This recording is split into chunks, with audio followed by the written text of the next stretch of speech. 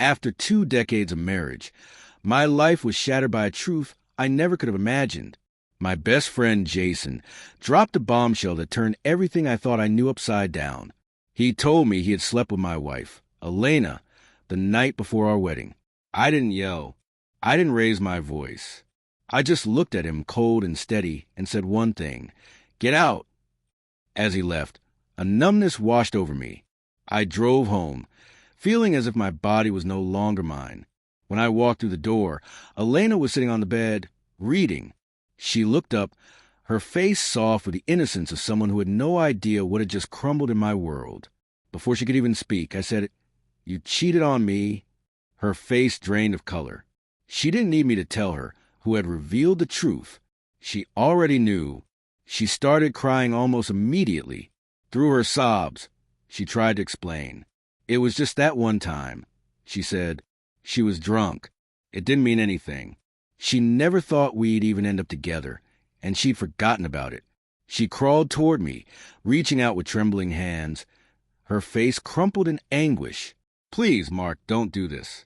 Don't throw everything away over something that happened before we even started. We have a family. We have history. Please."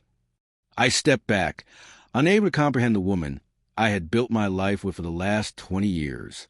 I looked at her, my heart heavy, and finally said, "I didn't want any of this, but this is your fault." And then I walked away. Jason was the last person I ever imagined would betray me. He was more than a friend. He was my brother. We'd been through everything together. He was my best man. He helped me build the crib for our first child. He stood by my side when I buried my father. We shared endless hours sitting on the porch, talking about life, about everything and nothing. And then there was Elena, my everything. She was a calm to my storm, the light in the dark. Sure, we had our struggles, but I always believed in us.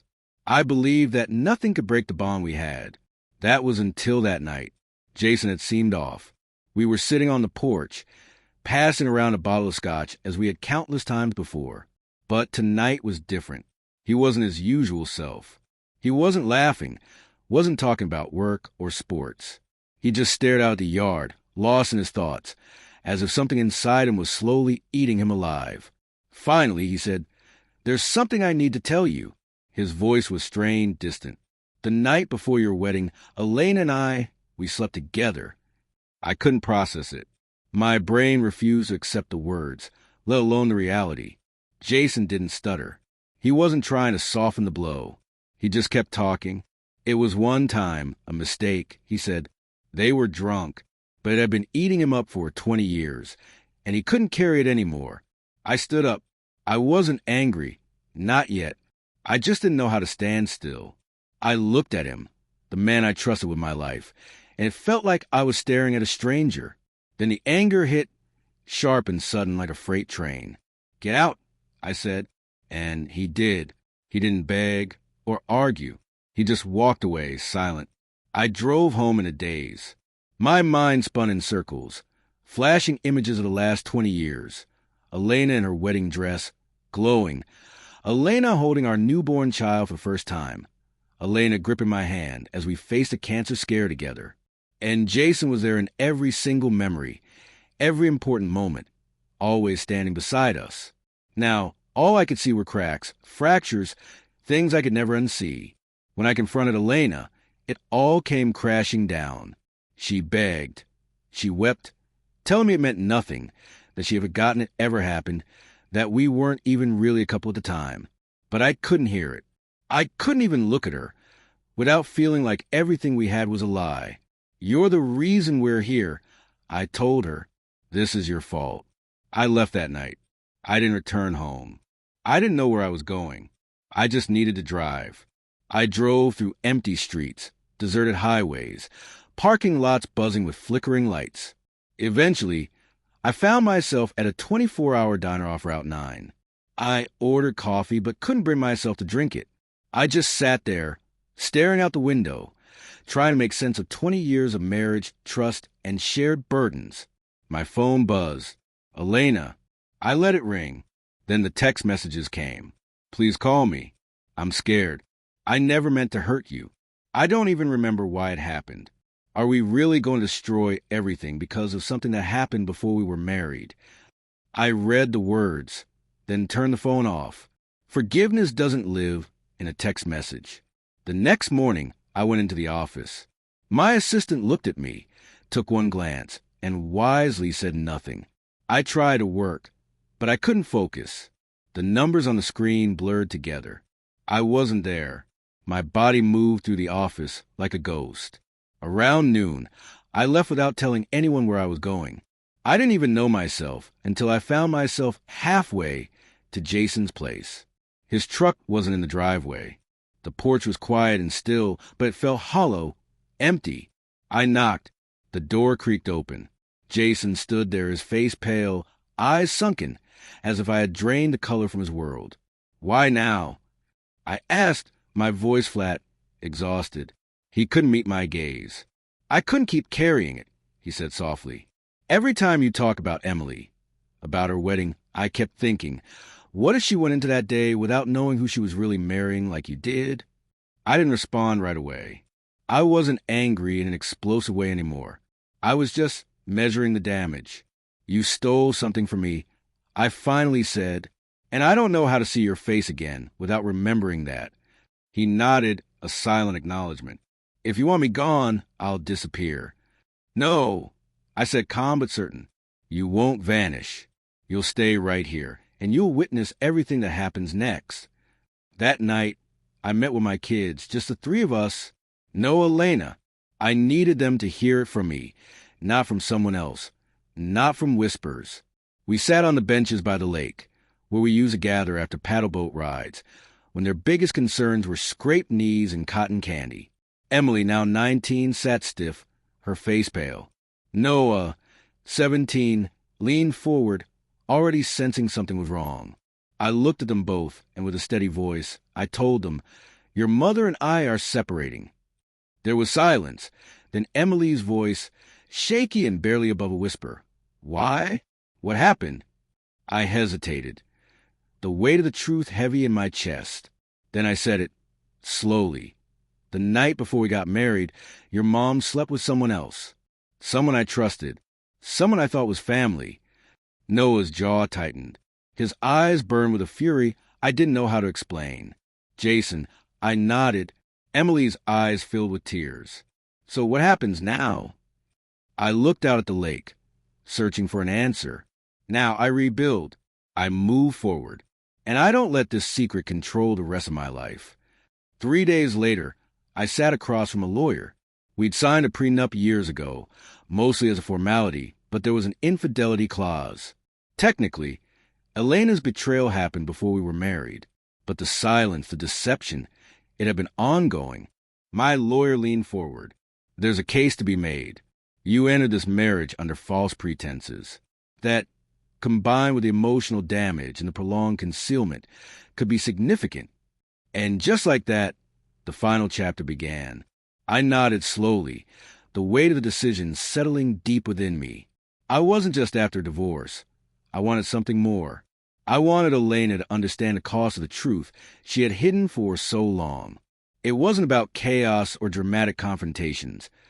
Those would only make me seem like a bitter man clinging to the past. This was about the life we had built, a life that had been founded on lies, and I couldn't just walk away without demanding the truth be seen for what it was.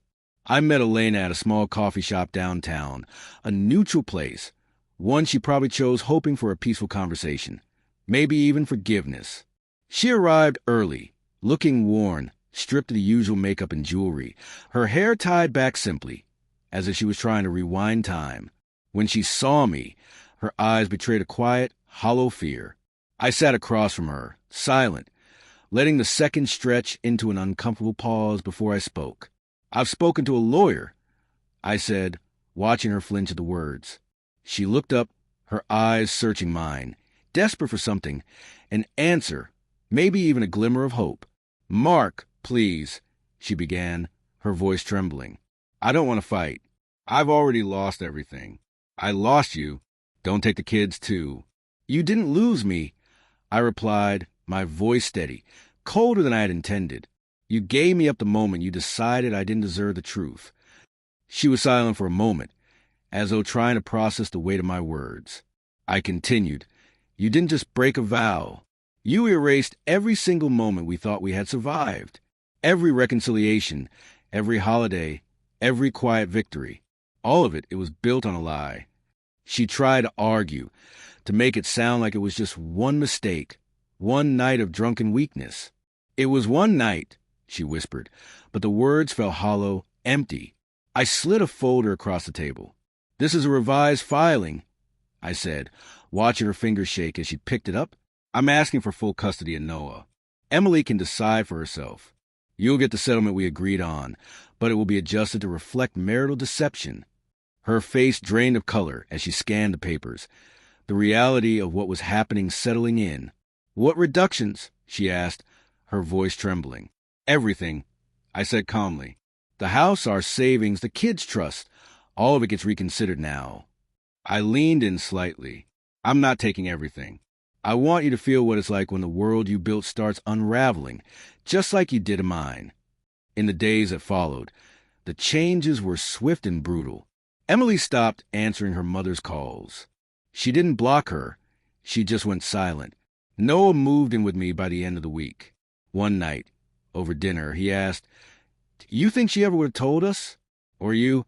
"No," I said without hesitation. She convinced herself that keeping it hidden was protecting us. But it wasn't.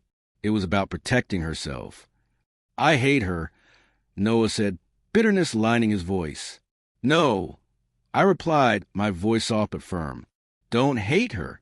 Pity her. Because one day, she'll finally see what she destroyed. And by then, we won't even be looking back." As for Jason, his world, once full of easy comforts and unspoken trust, had already begun to collapse. I didn't need to confront him. I didn't need to shout, threaten, or make demands. The facts spoke of themselves, calm, quiet, and measured. My attorney submitted a sworn statement, detailing Jason's role in everything that had happened. It was part of the official record, available for anyone who cared to look. And someone did. A longtime client of Jason's, a well-connected family friend, stumbled across the filing. They cut ties with him immediately, and soon others followed suit. Within a month, Jason had lost his largest contract, and his professional reputation became toxic, untouchable in our circles. I never reached out to him. I didn't need to. The truth had already done its work. 3 weeks after the divorce papers were delivered, Elena called me in the middle of the night. I almost didn't answer, but something inside made me pick up. Her voice was ragged, broken. "I can't breathe," she cried. "The kids hate me. I don't know who I am anymore. Everything that made me who I was, it's gone." I let the silence hang for a long moment, letting her words echo in the quiet night. Then, in a voice colder than I had ever meant it to be, I said, "Welcome to my world," before hanging up. It had been 6 months since I left the marriage behind. The divorce was finalized, the papers signed, and Elena had settled into a small apartment across town. She still saw Noah from time to time, but the bond they once shared had grown cold and distant. Emily had come home from college for the summer and chosen to stay with me. She rarely brought up her mother, and the house felt different. Quieter, yes, but lighter, too. The shadows that once clung to the walls had finally lifted. There were no more secrets here. One morning, a courier showed up at the door with a plain envelope, my name neatly written across the front. No return address. Inside was a letter from Elena. "Mark, I don't expect you to read this. I'm not waiting for a reply. I've started and deleted so many versions of this. I've lost count. But here's the truth. I didn't tell you because I thought you'd leave. And that guilt, it followed me everywhere. On our wedding day, in the delivery room, on quiet nights when we watched sunsets. But you made me feel loved, safe, and I convinced myself I could bury it, that the lie would fade. But it never did. You were the best man I ever knew. And when I hurt you, I was the worst version of myself. I know I don't deserve forgiveness. But I hope you find peace so complete, so full, that even memory of me no longer carries weight. Elena." I folded the letter and placed it in the drawer next to my bed. Not because I needed to hold on to it, but because sometimes healing doesn't come with answers. Sometimes it just means accepting that not every story ends the way you want it to. Some simply stop, quietly, without drama, without applause. A few weeks later, Noah encouraged me to attend a local community talk. "You need to get out of the house, Dad," he said, "even if it's just to hear someone else speak for once." I wasn't sure I was ready, but I agreed. The speaker was a woman named Rachel, a trauma therapist who had written a book on rebuilding after betrayal. She didn't sugarcoat anything. Her words were strong, clear, and filled with the kind of strength I hadn't seen in a long time. After her talk, I thanked her for being so open. She smiled and said, "The only way forward is to stop asking why they hurt you and start asking what you can do with the life you still got." That night, for the first time in years, I slept without waking. Elena once told me that someday I'd blame her for everything. Maybe for a while I did, but I don't anymore. I just see her for what she was, someone who couldn't face the truth. She handed me a life built on silence and left me to carry the weight of all the noise. But I'm not carrying it anymore.